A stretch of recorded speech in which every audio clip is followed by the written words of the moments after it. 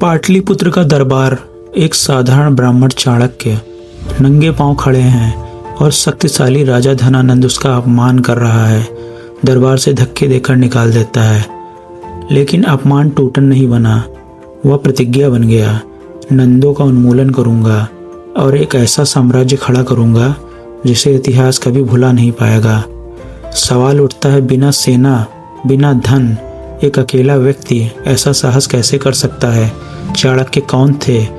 तक्षशिला विश्वविद्यालय के आचार्य, राजनीति और मनोविज्ञान के ज्ञाता, जिनकी रचना अर्थशास्त्र आज भी सत्ता और रणनीति का मार्गदर्शन करती है। लेकिन क्या वे संत समान गुरु थे या इतिहास के सबसे निर्दयी रणनीतिकार? वहीं दूसरी ओर खड़ा था नंद साम्राज्य, असीमित खजाना, 2 लाख सैनिक, 3000 हाथी। इतिहासकार डायोडोरस लिखते हैं, उनकी शक्ति पराजय थी। तो फिर चाणक्य ने कौन सा दांव खेला?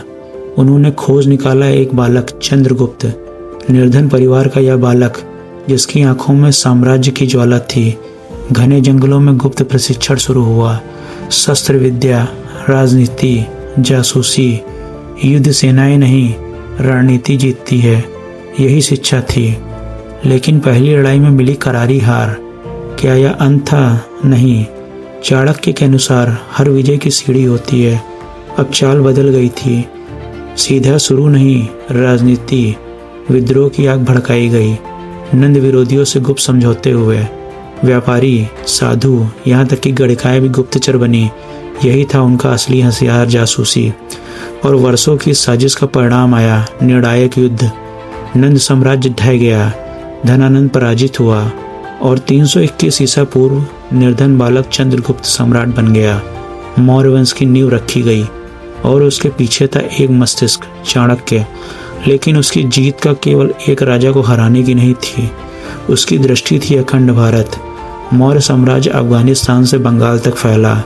उनका अर्थशास्त्र आज भी राजनीति और जासूसी की धरोहर है।